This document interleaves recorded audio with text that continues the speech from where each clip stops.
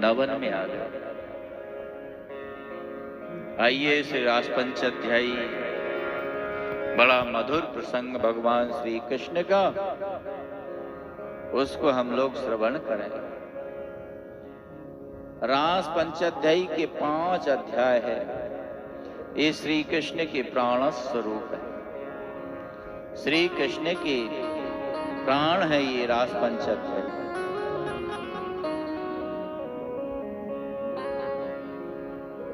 एक शरीर होता है, शरीर में हृदय होता है, हृदय में प्राण होते हैं। तेनेयं वाङ्मयी मूर्ति प्रत्यक्षा वर्तते हरे। श्रीमद् भागवत श्री कृष्ण की वाङ्मयी मूर्ति है। श्रीमद् भागवत श्री कृष्ण का शरीर है और हृदय दशम स्कंध हृदय, और रास पंचाध्यायी ये प्राण है।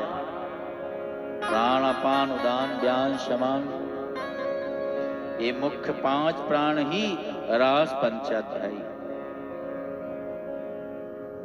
भगवान पिता रात्रि शरदोत्फुल्ल मल्लिका वीक्षरन्तुं मनश्चक्रे योग माया मुपाश्रितः। सुखदेव जी ने इस लीला को भगवान शब्द से प्रारंभ किया, मानो तो बताया कि यह भगवान की लीला है, कोई साधारण पुरुष की लीला नहीं है। इसमें संदेह मत कर लेना। भगवान खड़ैश्वर्य संपन्न है। भगवान ने देखा, श्री कृष्ण ने शरद ऋतु की पूर्णिमा कमल खिले हुए। रात्रि में कमल नहीं खिलता, पर कृष्ण की इच्छा से रात्रि में भी कमल खिल रहा है। कुछ कमल ऐसे भी होते हैं जो रात्रि में भी खिलते हैं।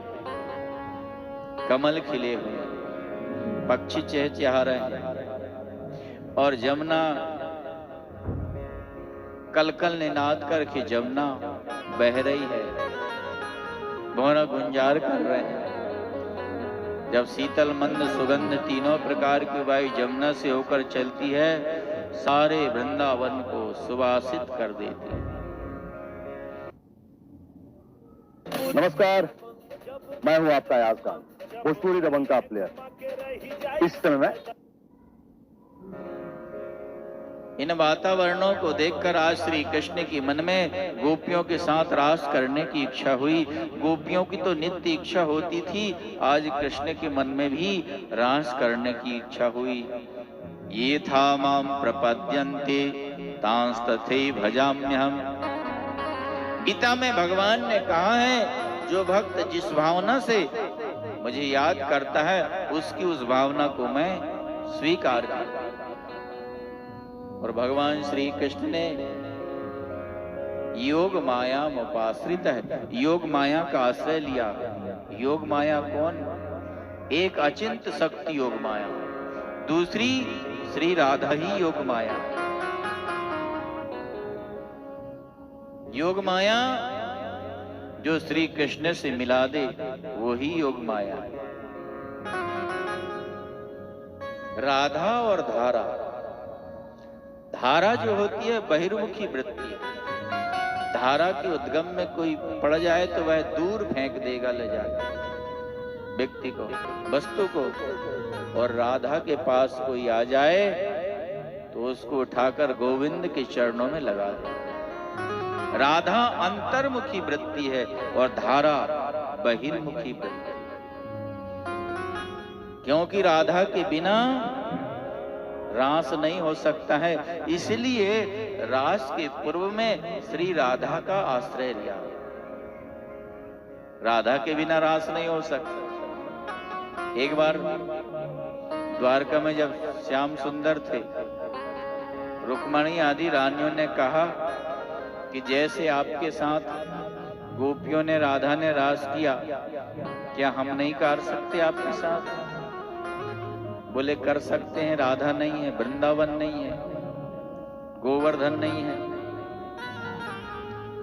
रानियों ने कहा कृष्ण आप है ही है। रुक्मणी ने कहा मैं राधा बन जाऊंगी, और जितनी रानियां हैं ये सखियां बन जाएंगी, और रानियां गोपियां बन जाएंगी। रेवतक पर्वत को हम गोवर्धन मान लेंगे। इस तरह से आप बंसी बजाना, हम आएंगे आपके साथ रास करने के लिए। भगवान ने कहा ठीक। कृष्ण गए पूर्णिमा तिथि को, बोले मैं जा रहा हूं, बंसी बजते ही तुम लोग आ जाना। ठीक है महाराज। कृष्ण गए, रेवतक पर्वत पर बंसी बजाई। बंसी बजाई, रानियों ने सुना, बोले बंसी बज रही है, बोले बज तो रही है, चलें, चलो, पर श्रृंगार तो कर लें पहले। अब सब रानियां श्रृंगार करने के लिए थोड़ा दर्पण में दिखा अपना मुंह, बोले साड़ी मैचिंग नहीं खा रही। साड़ी चेंज किया तो सारा श्रृंगार फिर चेंज किया। 16 श्रृंगार रानियों का पूरा श्रृंगार किया। फिर दर्पण में देखा, बोले हार मैचिंग नहीं खा रहा। फिर पूरा श्रृंगार। रात भर द्वारकाधीश बंसी बजाते रहे, रात भर रानियां श्रृंगार करती रही। सुबह हो गई, थक कर के आ गए कृष्ण। बोले तुमको बंसी की ध्वनि सुनाई नहीं पड़ी? बोले सुनाई तो पड़ी महाराज। फिर बोले हमारा श्रृंगार ही खत्म नहीं हुआ। तुम में और गोपियों में यही अंतर है। मैंने जब ब्रज में बंसी बजाई थी ना, तो गोपियों ने यह नहीं देखा था कि हम अच्छी लग रही कि बुरी लग रही। हमको देखकर श्री कृष्ण प्रसन्न होंगे अथवा अप्रसन्न होंगे। गोपियां अपने शरीर की शुद्ध बुद्ध भूल करके मेरे पास आई थी। जब तक शरीर की शुद्ध है तब तक गोपी नहीं। जब शरीर की शुद्ध बुद्ध भूल जाए तभी कोई गोपी बन सकता है।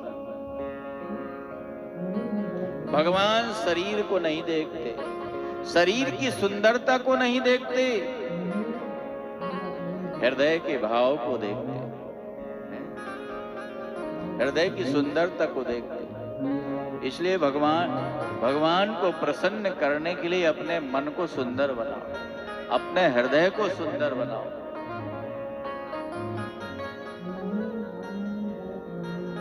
भगवान ने बंसी बजाई, क्लीं काम बीज को बंसी में अभिमंत्रित करके, और श्री कृष्ण ने बंसी बजाई। जगो कलम बाम दृशाम मनोहरम। क्लीं काम बीज, एंग बाग बीज है, क्लीं काम बीज है, और हींग श्री बीज है।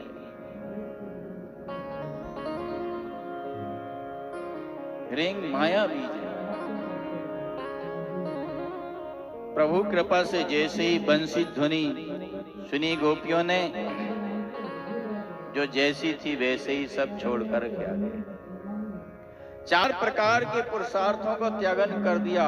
हर व्यक्ति अर्थ चाहता, भगवान से धर्म चाहता, काम चाहता, मोक्ष चाहता, पर गोपियों ने चारों प्रकार के पुरुषार्थों का त्यागन कर दिया। कोई गाय दो रही थी, दोहनी छोड़कर आ गई, ये अर्थ का त्याग। एक गोपी श्रृंगार कर रही थी, श्रृंगार करके छोड़कर आ गई, ये काम का त्याग। एक पति की सेवा कर रही थी, पति सेवा छोड़कर आ गई, ये धर्म का त्याग। मोक्ष का त्याग, एक को कमरे में बंद कर दिया, उसने वहीं ध्यान किया श्री कृष्ण का। ध्यान में जो आनंद आया उससे उसके पुण्य क्षीण हो गए, और विरह अग्नि में उसके पाप क्षीण हो गए। पाप पुण्य दोनों से रहित हो गई, मुक्ति की अधिकारी हो गई वह। पर मुक्ति को त्याग कर श्री कृष्ण को प्राप्त किया, दिव्य देह धारण करके। इस तरह से गोपियों ने अर्थ धर्म काम मोक्ष चारों पुरुषार्थों का त्यागन किया और श्री कृष्ण को प्राप्त किया। श्री कृष्ण की प्राप्ति कोई साधारण नहीं है, गोपी बनना कोई साधारण नहीं है। उल्टे सीधे काम छोड़ो, कर क्या? एक गोपी को ससुर ने आवाज लगाई, बेटी भूख लगी है, थाली सजाओ। ससुर के लिए सब्जी पूड़ी और खीर की थाली लगाई। उसी समय एक भैंस के पड्डा ने आवाज लगाई, उसे भी भूख लगी थी, तो उसके लिए डलिया में सानी बनाई। उसी समय कृष्ण की बंसी सुनाई पड़ी, तो सानी वाली जो डलिया थी ससुर के सामने रख दिया और भोजन की थाली भैंस के पट्टे को दे दिया। एक गोपी भोजन बना रही थी, एक तरफ रखा था खीर बनने के लिए, एक तरफ दाल पक रही थी। उसी समय बंसी ध्वनि सुनी, खीर में नमक डाल दिया और दाल में चीनी पटक दिया। एक श्रृंगार कर रही थी, श्रृंगार करना भूल गई, उल्टे सीधे श्रृंगार। आंख में जो अंजन लगाया जाता है उसको ओठ में रगड़ लिया, और ओठ में रगड़ने वाली क्या कहते हैं उसे? लिपस्टिक उसको आंख में लगा लिया, और जो पायजेब है उसको कान में लटका लिया। उल्टे सीधे श्रृंगार करके आई। यही तो गोपी का भाव है। श्री कृष्ण के पास गोपियां आई, स्वागतम वो महाभागा प्रियम किम करवाणि वह ब्रजस्या नामयम कच्चित भूतागमन कारणम। हे महाभागाओ गोपियों, तुम्हारा स्वागत है, बैठो विराजो, क्या सेवा करूं, कैसे आई? एक गोपी ने कहा, देखो बंसी बजाकर बुला लिया, अब पूछ रहे हैं कैसे आई? किसी ने निमंत्रण दिया कि भोजन करने के लिए आ जाना 12 बजे, आप जाओ, और घर से बाहर निकलकर आदमी कहे कि किस लिए आए हो? भगवान ने कहा, अच्छा अच्छा मैं समझ गया, तुम वृंदावन की शोभा देखने के लिए आई हो। देखो गोपियों, कितना सुंदर वृंदावन है मेरा, ये जमुना बह रही, पक्षी चहचहा रहे हैं। तुमने वृंदावन की शोभा देख ली होगी, अब तुम लौट करके चली जाओ, पतियों की सेवा करो, बच्चों को दूध पिलाओ, बछड़े रो रहे होंगे। पति जैसा भी हो, निर्धन हो, रोगी हो, उसकी सेवा करना नारी का धर्म है। यदि तुम कहो कि हम तुमसे प्रेम करती हैं, तो सारा जगत शरीरधारी मेरे से प्रेम करता है। और गोपियों, दूर से जैसा मेरा चिंतन होता है वैसे करीब से नहीं होता।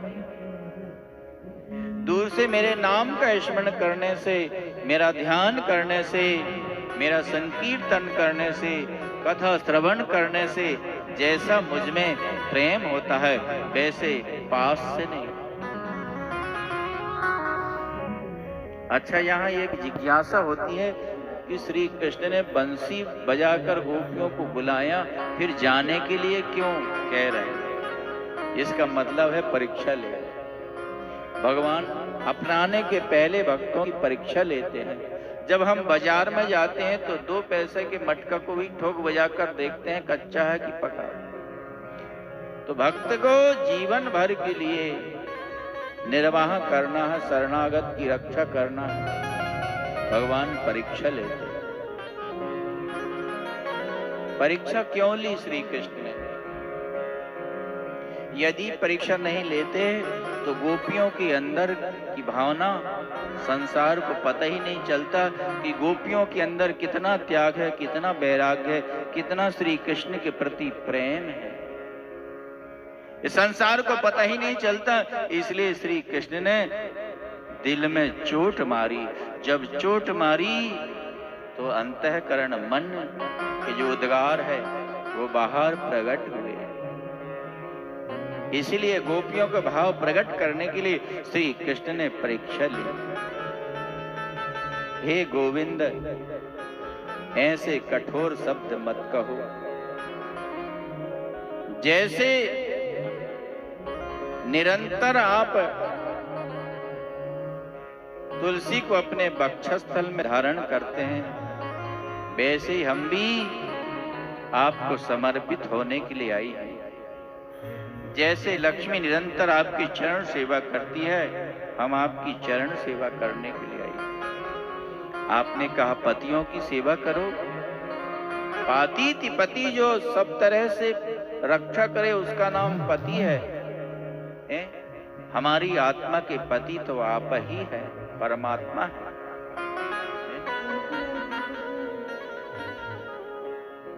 जब मीरा जी वृंदावन में गई तो वहां पर एक संत जी से मिलने के लिए गई। जीव गोस्वामी से मिलने के लिए गई तो शिष्यों ने कहा कि हमारे महाराज किसी नारी से नहीं मिलते। मीरा ने कहा कि मैंने तो सुना था वृंदावन में केवल एक ही पुरुष है और वह है श्री कृष्ण। यहाँ तो दूसरा पुरुष भी बैठा है।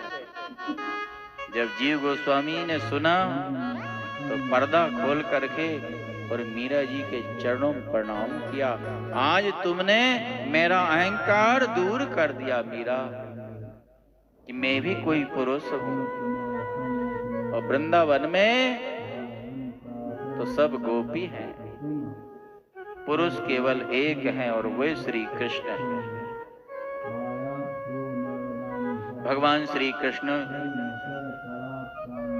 से कहा अब मत कहो जाने के लिए।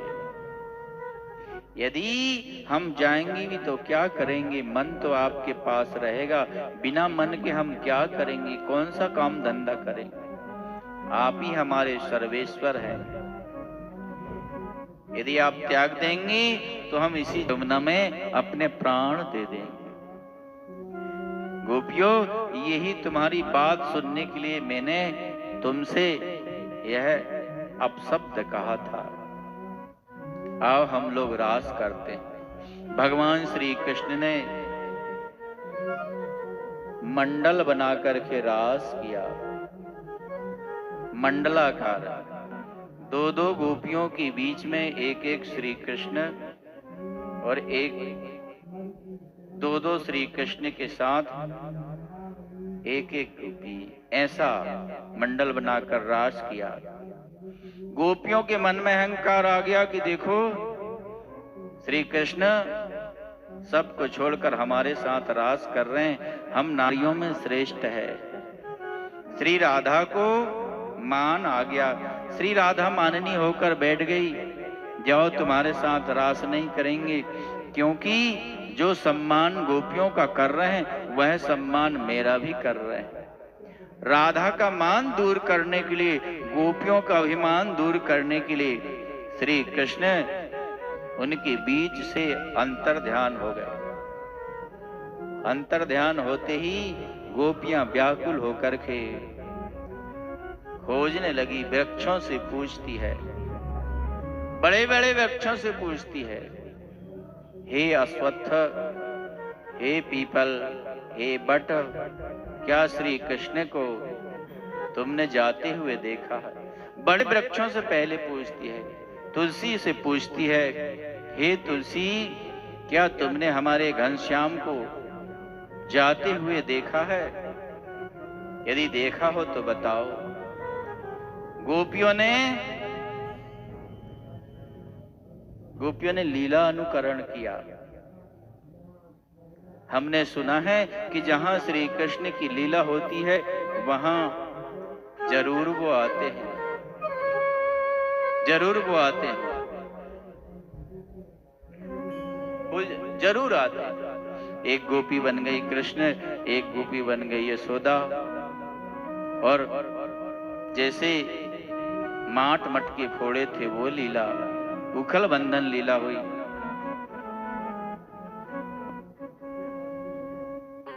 जो जो लीला श्री कृष्ण ने की थी वह लीला पूरी किया। भगवान अंतर ध्यान हो गए गोपियों को छोड़ करके, अंतर ध्यान हो गए, लीला अनुकरण करने पर भी नहीं आए।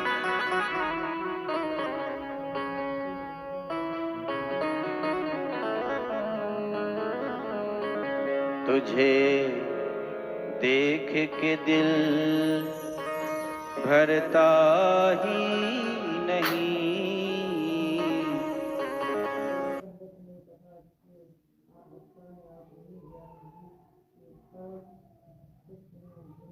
बंद हो गया फोन, बंद हो गया।